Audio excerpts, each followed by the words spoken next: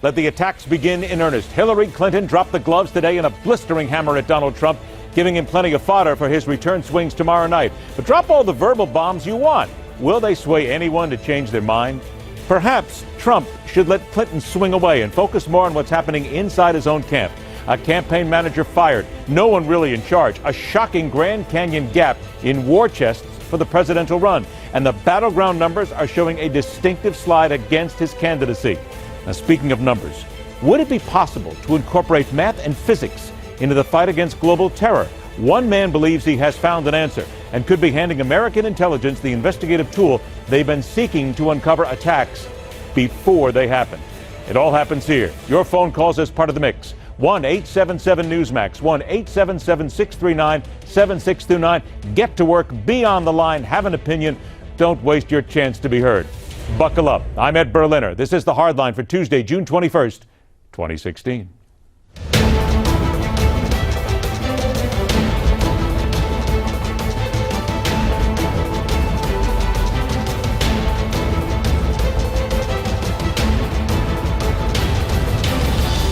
We cannot put a person like this, with all his empty promises, in a position of power over our lives. We can't let him bankrupt America like we are one of his failed casinos. We can't let him roll the dice with our children's futures. Leading an economy as large and complex as ours, creating growth that is strong, fair, and lasting is about as hard a job as there is. Go ahead. Tell American voters how you will put them to work. Make a big deal out of turning around the economy. Blast away at how you will kill all the enemies and bombast your way across this country, bellowing about changing America, making it great again, how being the first woman president will be historic and lead this country into a new era of prosperity. Plan on doing it all. But in the end, conventional wisdom that has been handed down by political generations states that if you don't have the money to wage such a battle, you have zero chance of becoming the person who empties the cash bin for parking meters, much less becoming president of the United States. Now, that message is being repeated across the board today. As numbers tell us, Hillary Clinton has a war chest fatter than Jabba the Hutt and his family 10 minutes after they exit the galactic all-you-can-eat buffet on Tatooine. And she is crushing Donald Trump dollar for dollar by tens of millions. But wait a minute, hang on, pause. Donald Trump gets more free publicity than anybody in the history of American presidential politics. So why should he worry about something he and his handlers believe is, at least to this point, not important? Tune up, prepare for your comments to be part of this segment. Once we complete the questioning with our next guest, stay on point, be brief, have an opinion, don't just spout cliches. You get a chance here. 1-877-Newsmax, 1-877-639-7629 is what you should be dialing right now. Let's get to work. He is the veteran political strategist, Newsmax TV political analyst, author of the new book, Armageddon, How Trump Can Beat Hillary. Let's welcome back Dick Morris. All right, Dick, let's go ahead and get to it, and let's talk some money here, if you will. The big headlines coming out today, Donald Trump getting crushed by Hillary Clinton in money.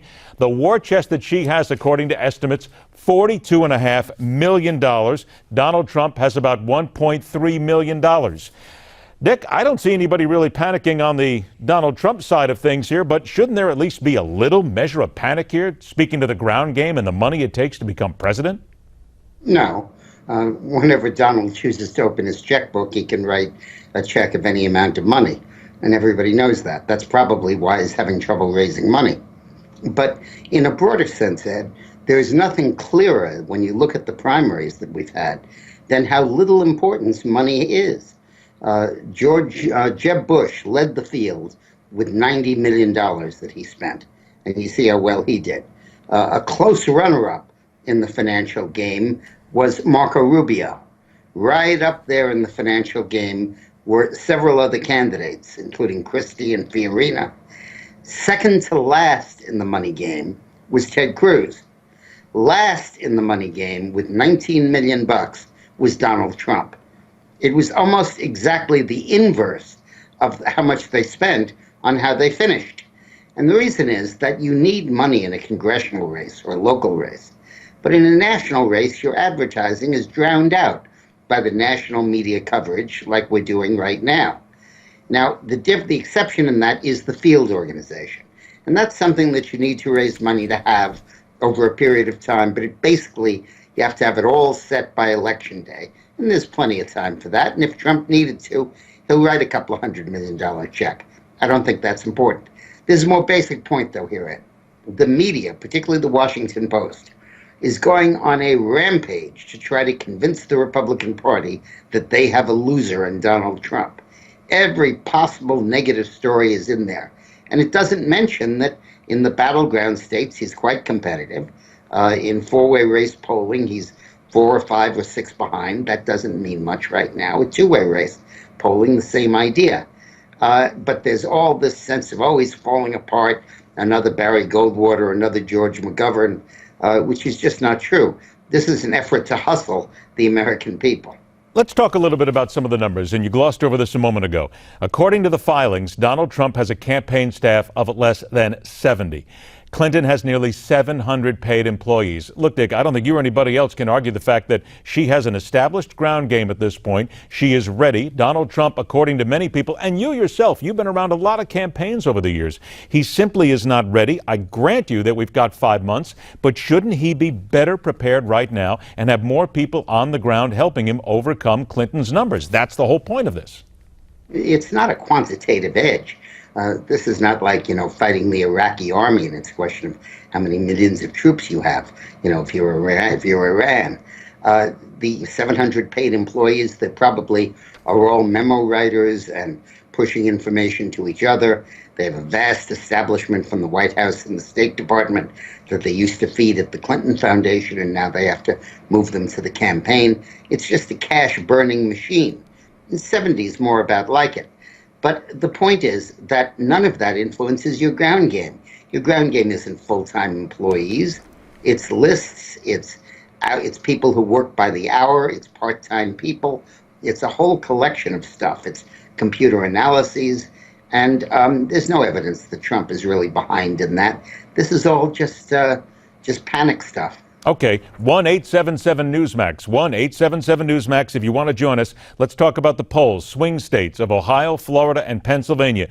Donald Trump is tied with Hillary in Ohio. He trails by 1 in Pennsylvania. I think that's a shock right there and shows that's good news for Donald Trump. But let's point out, too, he's down 8 to Hillary in Florida. How do you make that up when you have people in Florida who say that they're not going to vote for Donald Trump? They're making it very clear. How does he turn that around?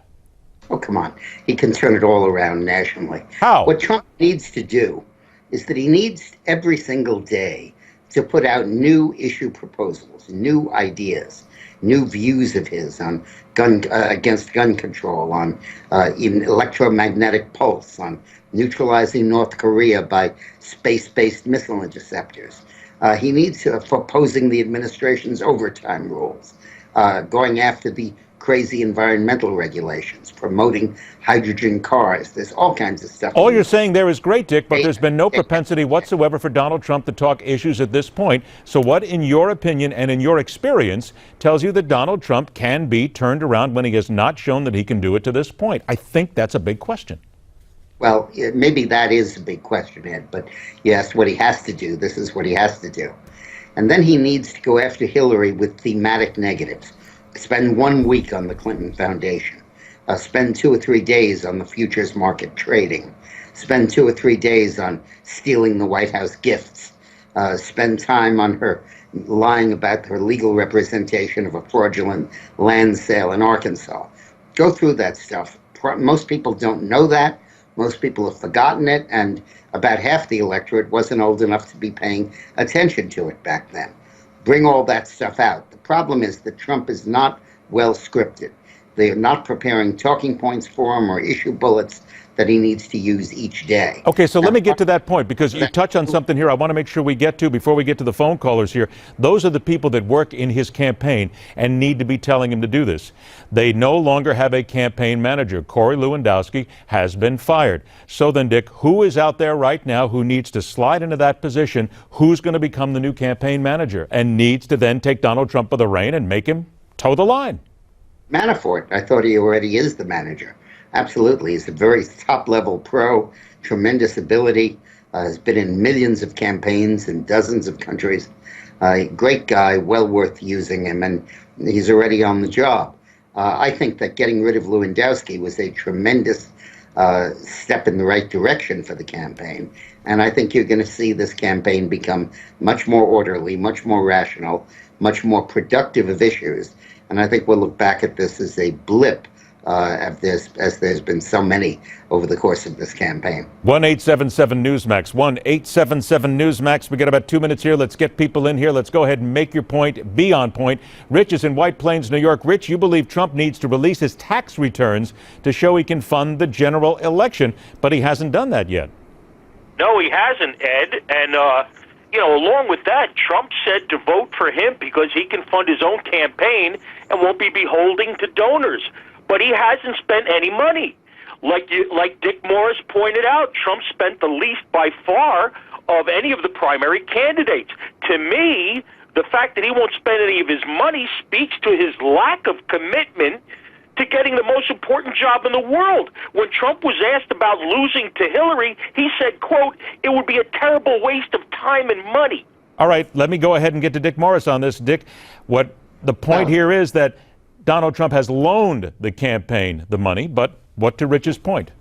I think Trump's put about $50 million into the campaign, which is $50 million more than Hillary has. But hasn't he loaned that money to the campaign?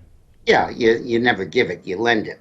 And if you lose it, and if you win, you make it back as president. But that's a semantical distinction.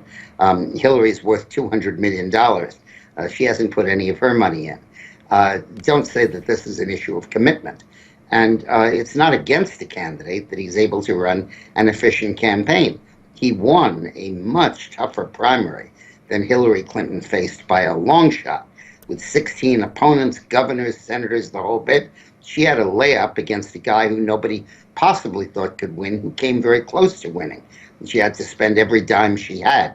That is not a mark of ability and competence. That's a mark of incompetence. We want to remind everybody here that we've run out of time in this segment, but please stay on the line because we have a rest of the hour to go. We're going to get to your phone calls on what we've talked about here and so much more. Again, get on the line. Stay there. Don't lose your place at 1-877-Newsmax, 1-877-Newsmax. Let's also drop you a reminder here that the new book again by Dick Morris is called Armageddon, How Trump Can Defeat Hillary. It is the roadmap for how Donald Trump can take down the Democratic challenger and become president of these United States. Dick Morris, always a pleasure, my friend. Thanks so much for joining us. We'll talk to you soon. Now, here's a question. Has a college professor, a physicist of all people, discovered a way to uncover terror attacks in America and around the world before they happen? It's a possibility. 1-877-Newsmax. Stay on the lines. We're going to get back to you on the hard line.